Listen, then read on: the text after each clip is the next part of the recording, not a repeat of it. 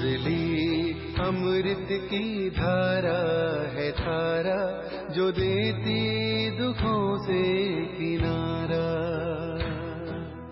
मुरली अमृत की धारा है धारा, जो देती दुखों से किनारा।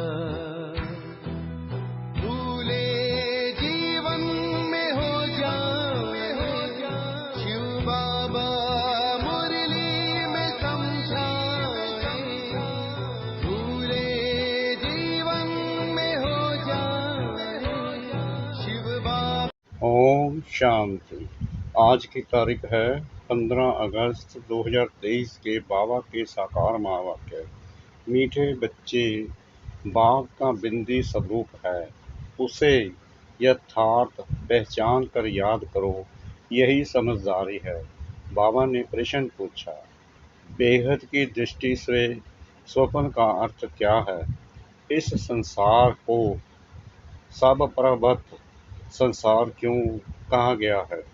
बाबा ने उत्तर दिया, स्वप्न अर्थात जो बात बीत गई। तुम अभी जानते हो, यह सारा संसार अभी सब प्रवृत्त है, अर्थात सतयुग से लेकर कलयुग अंत तक सब कुछ बीत चुका है। तुम्हें अभी सेकंड में इस सब प्रवृत्त संसार की स्मृति आ गई। तुम सृष्टि के आदि मध्य अंत, मूल वतन, सूक्ष्म वतन, स्थूल वतन को जानकर मास्टर भगवान बन गए हो। गीत, कौन आया मेरे मन के द्वारे। ओम शांति। शिव बाबा अपने मीठे मीठे बच्चों सिकला दे सालिग्रामों को बैठ समझाते हैं। सालिग्राम ही शिव बाबा के बच्चे ठहरे ना। बच्चे जानते हैं कि हमको वह पढ़ाते हैं, जिनको रिंचक भी कोई जानते नहीं हैं।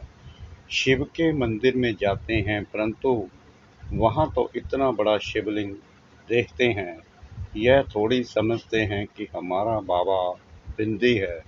जो बच्चे शिव बाबा को इतना बड़ा समझ याद करते हैं व करते होंगे, वह भी भोले हैं, क्योंकि वह भी रॉन्ग है।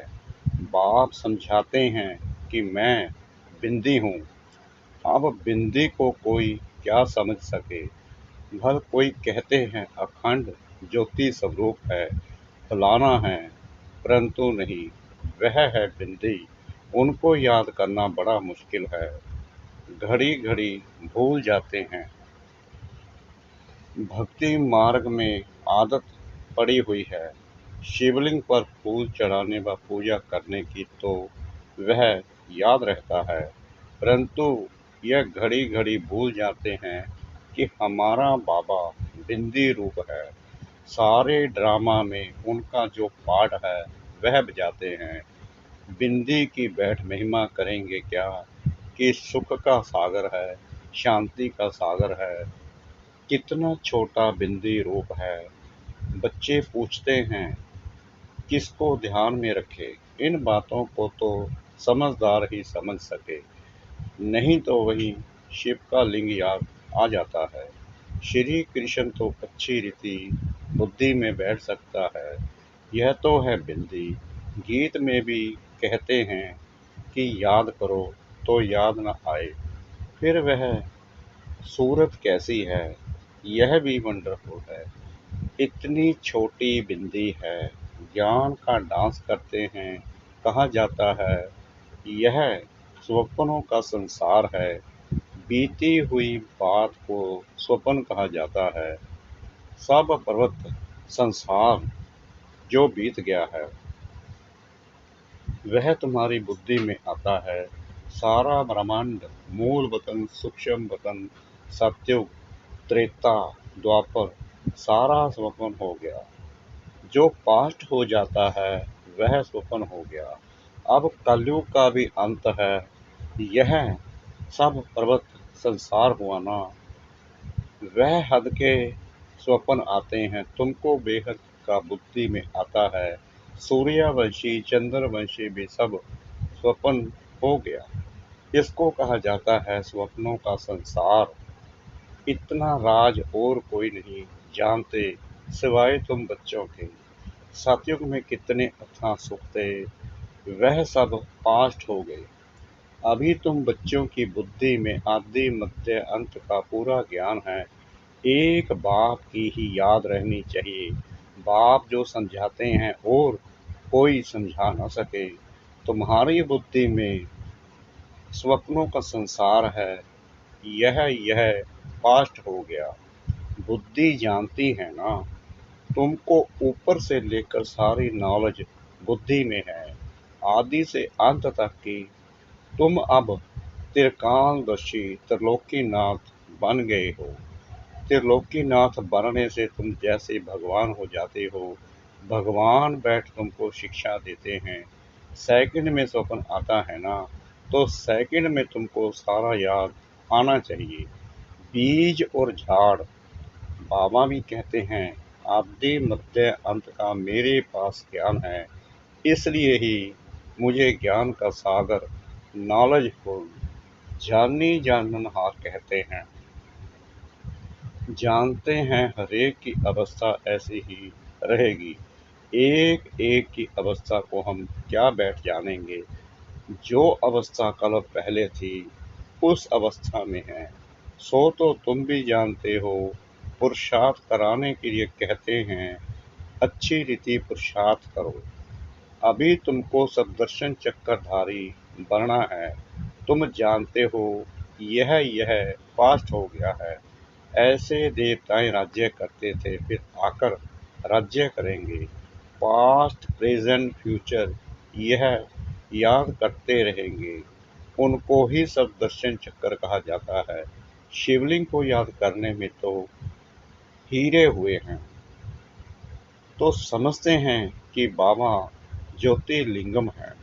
विंदी कहे तो मुझ बड़े, वह समझते हैं आत्मा छोटी है परमात्मा बड़ा है। अभी तुम बच्चे जानते हो इस कलयुगी दुनिया में इस समय देखो भवका कितना है। इसको माया का भवका कहा जाता है। माया का पंप है।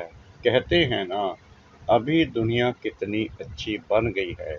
बड़े बड़े महल बन गए हैं। अमेरिका का कितना भवका है। चीज़ें कितनी आकर्षक बनती हैं। हम समझते हैं कि यह तो मुलम्मे की चीज़ें हैं जो अभी ख़त्म हो जाएगी। दिन प्रतिदिन बड़ी बड़ी इमारतें, डैम्स आदि ऐसे बनाएंगे जैसे बिल्कुल नई दुनिया है। माया भी पुरुष है ना, आसुरी संप्रदाय का भक्का है। यह सब है जादू, अभी गया कि गया। बड़े बड़े साइंस घमंडी जो हैं उन्हों की बुद्धि में है कि यह सब खत्म हो जाएंगे। एक दो को कह देते हैं तुम इंटरफियर ना करो, नहीं तो सब खत्म हो जाएंगे। अमेरिका अपने को बलवान समझता है, तो जरूर सेकंड नंबर में भी कोई होगा जो सामना करे। गाया हुआ है दो बिल्ले लड़ते हैं, यादवों ने अपने कुल का विनाश किया तो वह दो बिल्ले हुए ना। वहाँ प्रैक्टिकल हो रहा है, तुम बच्चे जानते हो। आगे भी इस समय तुमने ही नॉलेज ली थी, अब भी ले रहे हो। बाप आकर सारी नॉलेज समझाते हैं। जैसे बाप की बुद्धि में है वैसे तुम बच्चों की बुद्धि में भी है। शिव कहा जाता है बिंदी को। आत्मा में भी सारा पाठ है, तुम्हारा है ऑल राउंड पाठ। सतयुग से लेकर कलयुग तक। सतयुग त्रेता में तुम जब सुख भोगते हो तो उस समय बाप का कोई पाठ नहीं। बाप कहते हैं कि मेरे से भी तुम्हारा जास्ती पाठ है।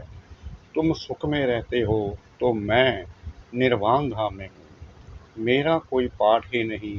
तुमने ऑल राउंड पाठ बजाया है तो थके भी तुम होंगे, इसलिए लिखा हुआ है चरण दबाए हैं।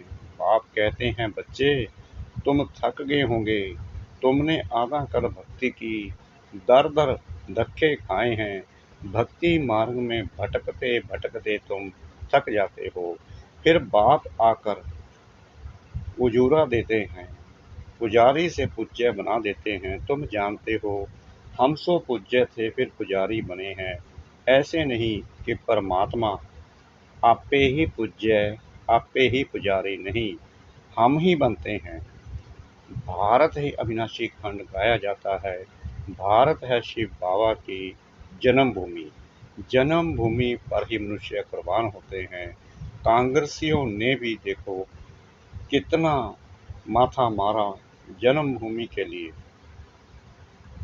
फॉरेनर्स को बाहर निकाल दिया। यह जन्मभूमि स्वर्ग थी, फिर 5 विकारों रूपी माया ने आकर हप किया है। हम रावण को बड़ा दुश्मन समझते हैं, यह कोई भी नहीं समझते कि बड़े से बड़ा दुश्मन माया रावण है, जो हमारी राजाई खा गया है। यह जैसे कि गुप्त चूहे माफिक फूंक देता और काटता रहता है, जो किसको पता भी नहीं पड़ रहा है। काटते काटते एकदम दिवाला मार दिया है, किसको पता नहीं है। हमारा राज्य भाग्य छीन लिया है, कोई को पता नहीं है हमारा दुश्मन कौन है। हम कंगाल कैसे मने। माया बड़ा चूहा है, आधा कल्प खाते खाते भारत को कोड़ी जैसा बना दिया है। बड़ा ही बलवान है, अभी फिर तुम चुपके से उस पर जीत पा रहे हो। तुम जानते हो कि हम कैसे गुप्त रीति राज्य ले लेते हैं, जैसे गुप्त रीति गवाया है, फिर लेते भी गुप्त रीति से हैं। कोई भी नहीं जानते अभी फिर इस पर जीत पानी है। कितने महीन राज हैं, बाबा की मदद से हम फिर से राज्य भाग्य लेते हैं। कोई हाथ पांव नहीं चलाते हैं, गुप्त रीति से हम अपना बेहद के बाप से बरसा लेते हैं। जो आधा कल्प रहेगा वह चूहा माया तो आहिस्ते आहिस्ते खाता है, और तुम अभी राज्य एक ही बार ले लेते हो 21 जन्म के लिए। 84 जन्मों का राज भी तुमको समझाया गया है। इतने इतने जन्म लिए हैं। तुम जानते हो सतयुग में हमारी आयु बहुत बड़ी थी, फिर अपवित्र भोगी बनते हैं तो द्वापर कलयुग में 63 जन्म लेते हैं। यह बाबा बैठ समझाते हैं, कल्प कल्प माया ऐसे राज्य लेती है। फिर हम उनसे लेते हैं, गीत में गाते तो हैं, कौन देश से आया कौन देश में जाना, परंतु समझते नहीं है। तुम तो जानते हो आत्मा किस देश से आई है, क्यों आई है।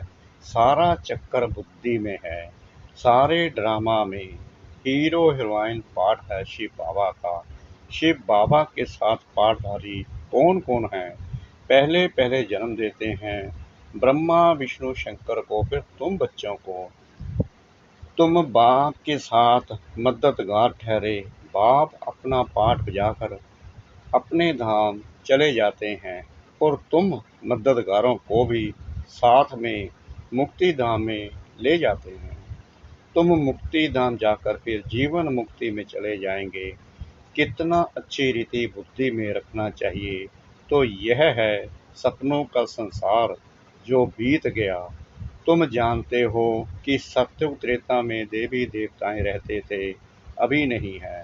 गीत का कितना गुहा राज है, कैसे सपनों का संसार बुद्धि में लेकर बैठे हैं। सारा चक्कर कैसे फिरता है। जो नॉलेज बाबा में है वह हमारे में भी है। बेहद के बाप में ही यह सारी बेहद की नॉलेज है। बच्चे जानते हैं यह भी स्वप्न हो जाएगा।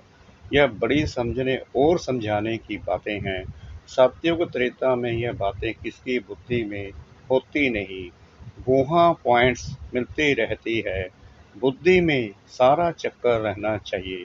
भक्ति मार्ग क्या है, कब से शुरू होता है, इससे कुछ भी फायदा नहीं हुआ। भक्ति करते करते नुकसान में ही आ गए हैं। अब फिर से तुम कौड़ी से हीरे जैसा बनते हो। माया कौड़ी मिसल बना देती है। बाबा ज्ञान डांस सिखलाते हैं, फिर वहाँ जाकर तुम डांस करेंगे। यह बातें बड़ी वंडरफुल, जानने लायक हैं। यहाँ की रस्म रिवाज वहाँ बिल्कुल नहीं होती है। वह है ही वाइंसलेस वर्ल्ड। वहाँ माया का नाम निशान नहीं होता। पहले तुम बाबा को याद करो, बरसा तो ले लो, बाकी वहाँ की रस्म रिवाज जो होगी वही चलेगी। वहाँ की रस्म रिवाज सब नहीं होगी। वहाँ यह उत्सव आदि होंगे नहीं। यहाँ गमी यानी उदासी रहती है। तब शाद माना उत्साह दिलाने वाले उत्सव मनाते हैं। वहाँ तो नित्य है ही शाद माना। रोने की दरकार नहीं रहती, उत्सव मनाने की बात नहीं रहती। सदैव हमारे बड़े दिन होंगे। वहाँ शादी भी धूमधाम से होती है, दहेज मिलता है, दास दासियाँ मिलती हैं, बाकी त्योहार आदि की दरकार नहीं रहती। यह है ही संगम के त्योहार जो भक्ति मार्ग में मनाए जाते हैं। वहाँ तो सदैव खुशियाँ ही खुशियाँ हैं। अच्छा, मीठे मीठे सिकलते बच्चों प्रति माता पिता बाप दादा का याद प्यार और गुड मॉर्निंग। रूहानी बाप की रूहानी बच्चों को नमस्ते। हम रूहानी बच्चों की रूहानी बाप दादा को श्रद्धा भरी प्रेम भरी नमस्ते। शुक्रिया बाबा, शुक्रिया बाबा, शुक्रिया बाबा, इस मीठी मीठी मीठी मुरली के लिए। धारणा के लिए मुख्य सार। नंबर 1, सब दर्शन चक्कर फिराते, माया पर गुप्त रीति विजय प्राप्त करनी है। बाप समान नॉलेजफुल होकर रहना है। नंबर 2, बाप जो है जैसा है उसे यथार्थ बिंदी रूप में जानकर याद करना है। बिंदु 1, बिंदु बाप की याद में रहना है, भोला नहीं बनना है। वरदान, बाप के डायरेक्शन प्रमाण, सेवा समझ हर कार्य करने वाले, सदा अधक और बंधन मुक्त भाव। प्रवृत्ति को सेवा समझकर संभालो, बंधन समझकर नहीं। बाप ने डायरेक्शन दिया है, योग से हिसाब किताब चुकतो करो। यह तो मालूम है कि वह बंधन है, लेकिन घड़ी घड़ी कहने व सोचने से और भी कड़ा बंधन हो जाता है। और अंत घड़ी में अगर बंधन ही याद रहा तो गर्भ जेल में जाना पड़ेगा। इसलिए कभी भी अपने से तंग नहीं हो, हंसो भी नहीं और मजबूर भी ना हो। खेल खेल में हर कार्य करते चलो तो अधक भी रहेंगे और बंधन मुक्त भी बनते जाएंगे। स्लोगन, बरकुटी की कुटिया में बैठकर तपस्वी मूर्त होकर रहो, यही अंतर्मुखता है। भरकुटी की कुटिया में बैठकर तपस्वी मूर्त होकर रहो, यही अंतर्मुखता है। ओम शांति।